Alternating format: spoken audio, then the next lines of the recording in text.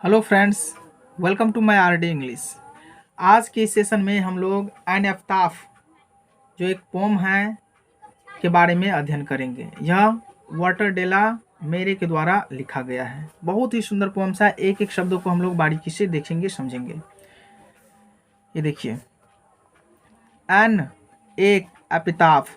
एपिताफ का मतलब होता है कब्र पर खोदा हुआ शिलालेख। एन एपिताफ मतलब एक कब्र पर खोदा हुआ शिलालेख। वाल्टर डेला मेरे यानी वाल्टर डेला मेरे के द्वारा लिखा गया है। ये देखिए, वाल्टर डेला मेरे 1873 1956 मतलब यह 1873 में जन्म लिए हैं और 1956 में देहांत हुए हैं इनका। वाल्टर डेला मेरे का जन्म 1873 में और देहांत 1956 में हुआ।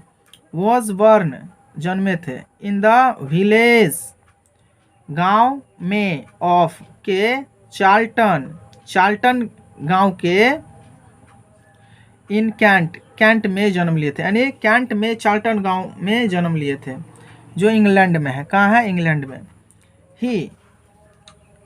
वह लॉस्ट खो दिए हिज फादर अपने पापा को एट द एज ऑफ के उम्र में ऑफ 4 यानी 4 वर्ष की उम्र में वह अपने पापा को खो दिए। एंड और हैड टू मूव चले गए विद हिज फैमिली अपने परिवार के साथ टू लंदन और वो अपने परिवार के साथ लंदन चले गए। ही इज़ नॉन वह जाने जाते हैं फॉर के लिए हिज सेंसिटिव संवेदनशील अपने संवेदनशील कंसर्न्स चिंताएं विद द के साथ वर्ल्ड ऑफ संसार के चिल्ड्रेन बच्चों यानी संसार के बच्चों के साथ वह संवेदनशील चिंताओं के लिए जाने जाते हैं। एंड और द वर्ल्ड ऑफ संसार the world of the supernatural अलौकिक संसार के और अलौकिक संसार के लिए वह जाने जाते हैं। क्या? अलौकिक संसार जो मतलब होता है जहाँ मानव न हो, यानी ईश्वर वाला संसार, उसे सुपरनेचुरल कहा गया है, हिंदी में अलौकिक कहा गया है। हिज सॉन्ग्स फॉर चिल्ड्रेन यह एक किताब का नाम है। उसका जो है एक सॉन्ग्स फॉर चिल्ड्रेन है एंड और पीकॉक पाई ये दो है। डेपिक्ट वर्ल्ड जो दिखाते हैं, वर्णन करते हैं, वर्ल्ड ऑफ ड्रीम्स सपनों के संसार को दिखाते हैं। कौन? तो ये दोनों, सॉन्ग्स फॉर चिल्ड्रेन और पीकॉक पाई एक बुक है। कहते हैं बट लेकिन एवन यहाँ तक इन दीज सॉन्ग्स इन शब्दों में, इन संगीतों में देयर इज है एक नोट सूचना ऑफ मेलनकली उदासी का। लेकिन इन सॉन्ग में जो है, इन संगीत में, ये दोनों से असंगीत है। इन संगीत में क्या है? उदासी की सूचना भरी है। भले ही यह सपनों के संसार को दिखाता हो लेकिन उदासी की सूचना भरी हुई है। The poet makes us aware कवि हम लोगों को परिचय कराते हैं। द पोएट कवि मेक्स अस, यहाँ ये पॉजिटिव वर्ब के अंतर्गत चलाता है मेक्स, ठीक ना। इसका हिंदी अर्थ कुछ भी नहीं होगा, इसका मतलब है दूसरे के द्वारा काम करवाना। द पोएट मेक्स अस कवि हम लोगों को अवेयर कराते हैं, मतलब परिचय कराते हैं। ऑफ द इनह्यूमैन अमानव के अवस्थाओं, condition of modern life, condition अवस्था ऑफ मॉडर्न आधुनिक का लाइफ जीवन, आधुनिक जीवन के अवस्थाओं के, अमानव के आधुनिक जीवन की अवस्थाओं से हमें परिचित कराते हैं। कौन? तो ये कवि। फिर से सुनिए, इनह्यूमैन का मतलब होता है जिसमें मानवता न हो, निर्दयता इंसान को कहते हैं इनह्यूमैन। तो आधुनिक काल में जो इनह्यूमैन लोग हैं, दयावान न हो, वो लोग के बारे में हमें बताते हैं। ही शोज वह दिखाते हैं हिज जीनियस अपने प्रतिभा को, बाय एविंसिंग प्रकट करके, फ्रेश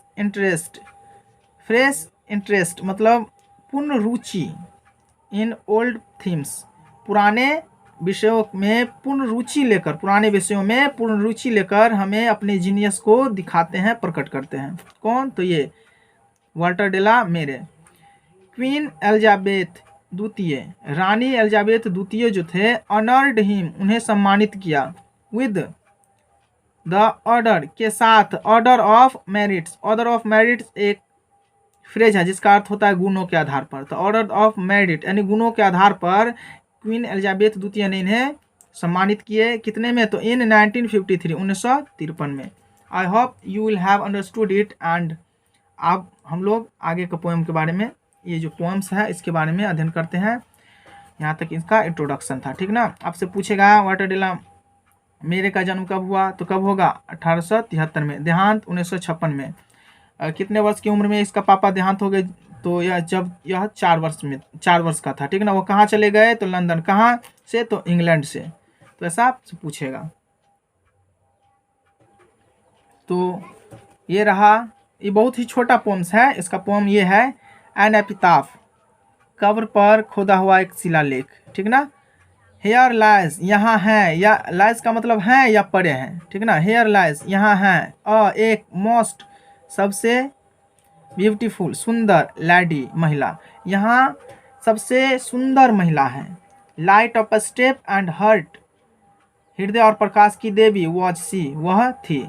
यहाँ ये light of step and heart was she एक फ्रेज है जिसका अर्थ होता है इधर उधर घूमना, निरोधक से इधर उधर घूमना। आप ऐसे इसको सोचना देना, ठीक ना, कि इधर उधर वह घूमने वाली थी, बिना उद्देश्य का।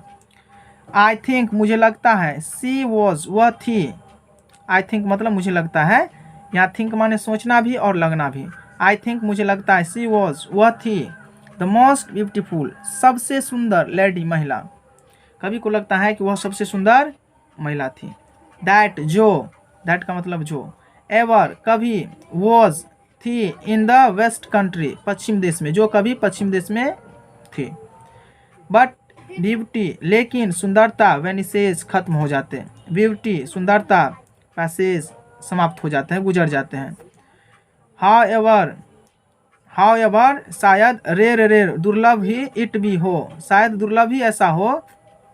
एंड, और, व्हेन, जब, आई क्रम्बल, मैं मर जाऊं। क्रम्बल का मतलब मर जाना, टूटकर बिखर जाना। व्हेन आई क्रम्बल, जब मैं मर जाऊं। हु विल रिमेंबर, कौन याद करेगा। दिस लैडी, इस महिला, ऑफ द वेस्ट कंट्री, पश्चिम देश की, इस पश्चिम देश की महिला को कौन याद करेगा। एक बार फिर से हम इसे अनुवाद करते हैं, देखिए। Here lies a most beautiful lady, यहाँ एक सुंदर महिला है। Light of step and heart was she, वह इधर उधर बिना उद्देश्य की घूमने वाली थी और हृदय और प्रकाश की देवी थी। आई थिंक, मुझे लगता है। She was the most beautiful lady, मुझे लगता है कि वह सबसे सुंदर महिला थी। That ever was in the west country, जो कभी पश्चिम देशों में रहा करती थी। बट, लेकिन, ब्यूटी वैनिसेज और ब्यूटी पैसेज, लेकिन सुंदरता खत्म हो जाते हैं, सुंदरता गुजर जाते हैं। हाउ एवर, रेर, ऐसा, शायद ही, दुर्लभ ही होता है। एंड, और, व्हेन आई क्रम्बल, जब मैं मर जाऊं। हु विल रिमेंबर, कौन याद करेगा। This lady of this west country, यह पश्चिम देश की महिला को। तो मुझे आशा है कि आप समझ गए होंगे। अगर वीडियो अच्छा लगे तो लाइक, सब्सक्राइब और कमेंट करना मेरे दोस्त। और अगला वीडियो भी डालने वाले हैं, अपलोड ही करने वाले हैं। Thanks for watching till last. अगर आप माय ग्रैंड मदर्स हाउस नहीं देखे हो तो वो भी देख लीजिए। My grandmother's house by RD English classes search करोगे तो अब मिलेगा। थैंक्स।